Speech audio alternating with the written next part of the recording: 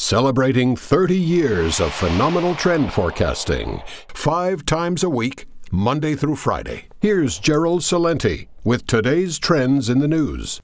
Hi, this is Gerald Celente. Wednesday, March 11th, 2015. And here are some of today's trends in the news. Well, on the market front, a roller coaster day.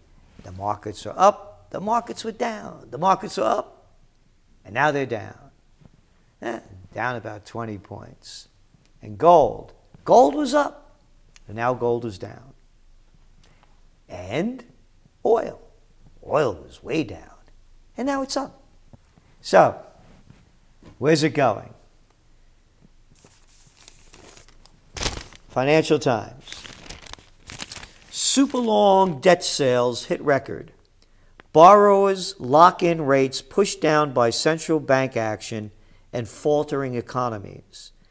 Governments and companies are taking advantage of historic low financing rates so they can keep the Ponzi scheme going, borrow money for nothing, and gamble it, to issue unprecedented amounts of super long-dated debt that will not be repaid for a generation. They're making up new stuff all the time. Sales of sovereign and corporate debt that will not mature for more than 30 years have hit a record $69 billion this year, up 12% on the same period in 2014. Yesterday, the UK reopened a 53-year bond debt for repayment in the summer of 2068. One of the longest dated gilts. Strong demand meant the government was able to borrow at a record low rate of 2.62%. The rapid growth in multi-decade debt comes as borrowers seize opportunities to lock into interest rates that have been pushed down even into negative territory. These things are never going to be repaid in our lifetime, but they're borrowing money very cheaply. It's keeping the Ponzi scheme going. That's all this is. So there's not a lot of economic news today, but on the smart side of the economy fence is Toyota sees big demand for fuel cell car. Toyota Motors fuel cell car, which runs on hydrogen and emits just water and heat, has attracted more demand than the automaker had initially expected. But you knew that that was going to happen because we've been writing extensively about this in the TrendsJournal. Our chief science editor, Ben Davis, has been on top of this trend and ahead of the news for over a year. This is where the future is going. Not with oil, not with fossil fuels, not with solar, not with wind, geothermal, biofuel. This is the future, plus the other trends in energy that we're going to be writing more about in the upcoming Trends Monthly. That'll be out shortly. We'll let you know when. And over there in Europe, big news in the toilet paper. Big story, international news. In Spain, rapid rise of leftists has a familiar ring. Podemos mirroring Greece's Syriza party. He has promised to structure the debt. He has said it's time to change laws, quote, that allow the rich to keep stealing from us. Wow, that's really left-wing. What's the matter with this commie? Let the rich steal from us. Become an American. Yeah, you can rise to the top. He has vowed that Brussels cannot threaten us and that we don't want any more heads of government who obey and don't negotiate. If that sounds familiar, no, this is not Greece. It is Spain. They write like little stupid kids. Who is this? Ralph Minder. Yeah, Ralph out of his minder. That's how far the cat can look. This is how they play this thing down and degrade it. This is from the Daily Beast. This is a piece of crap from the Beast. Meet the most dangerous man in Italy. Whoa, mon ami, watch out. Hey, what did he join, ISIS? Or maybe he's selling ISIS. No. It's Matteo Salvini, 42, is a charismatic, albeit unnervingly intense.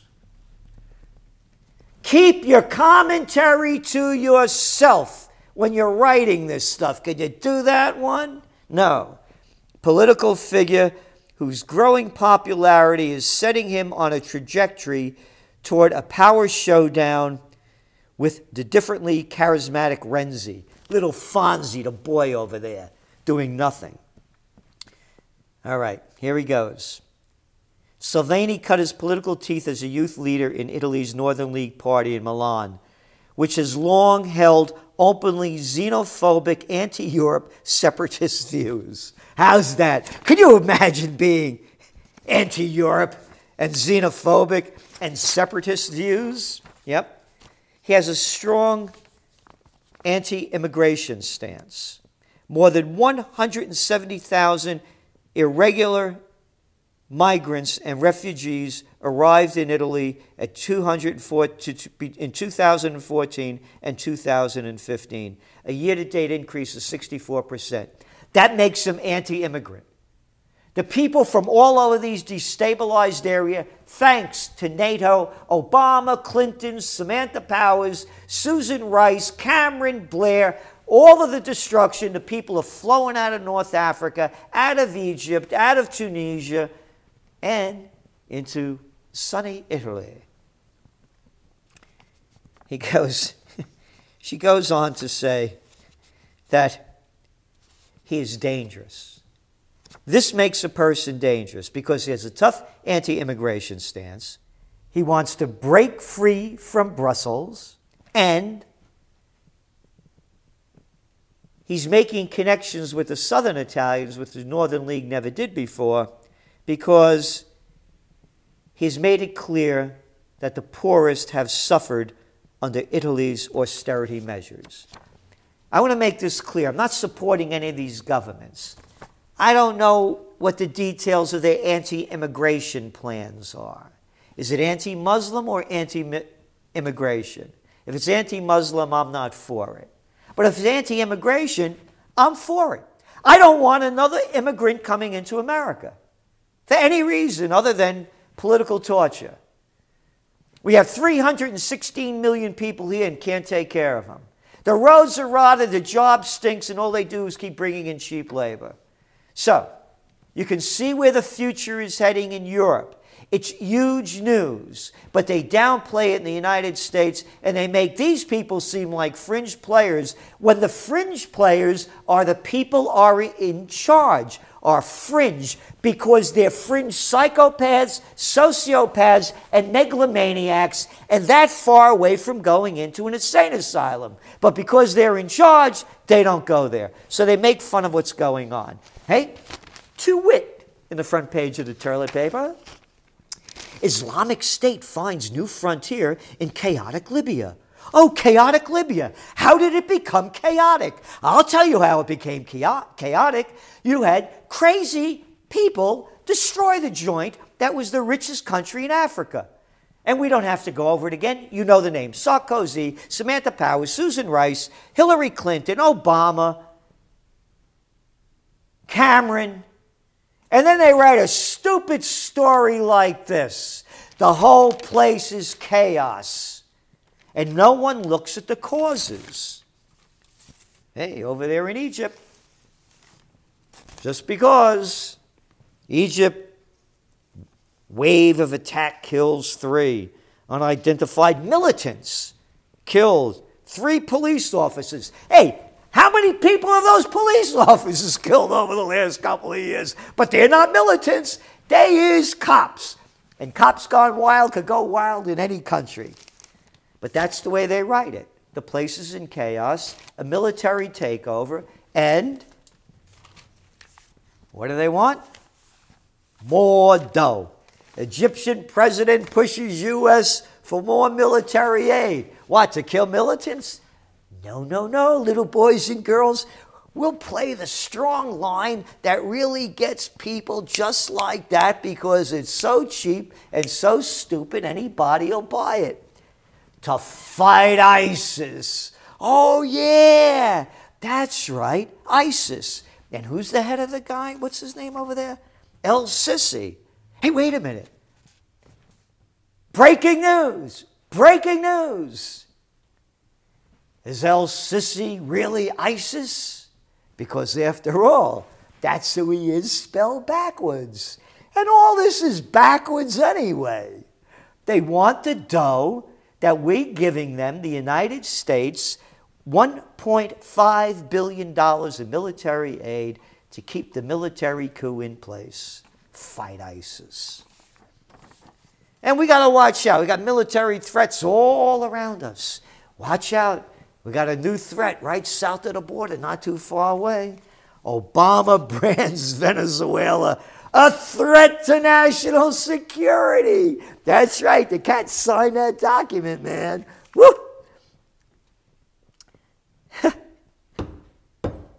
A threat to national security. Yeah, them Venezuelans, they invaded Iraq. They invaded Afghanistan. They invaded Libya. Yeah. And now the United States next. And the people buy it. The hypocrisy of this.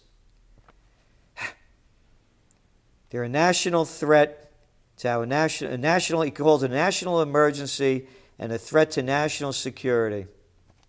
Yep. You believe this? Of course you can. It's the USSA. Because in the USSA, front page Wall Street Journal, CIA-aided program to spy on U.S. phones. The Central Intelligence Agency, of which intelligence is not central, played a crucial role in helping the Justice Department, of which there is no justice, hey, only us, just us, develop technology that scans data from thousands of U.S. cell phones. And it goes on. And there's no protest. Those left-wingers over there in Spain and Italy, my God, they don't let their governments rape them of their rights like we do over here. And she's at it again. Bum-ba-da-ba. Washington. Russian tanks and heavy military equipment have crossed the Ukrainian border in the last few days in a breach of European brokered ceasefire agreements. A senior U.S. Department official said on Tuesday. That was yesterday. The comments by U.S. Assistant Secretary of State for Europe, Victoria Nuland, asserts that Russia continues to send troops and weapons to support separatists in eastern Ukraine despite the Minsk ceasefire agreement. And she said, eastern Ukraine and Crimea, the Black Sea Peninsula annexed by Russia a year ago, was suffering, you ready for this? For some unique language? A reign of terror. How's that for something really, really different? And, by the way, they're calling for more military aid. Lethal weapons. Brzezinski.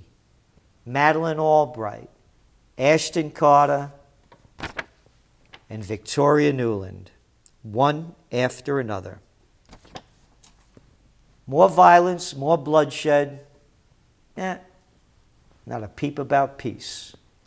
This is Gerald Celente, and that's some of today's Trends in the News.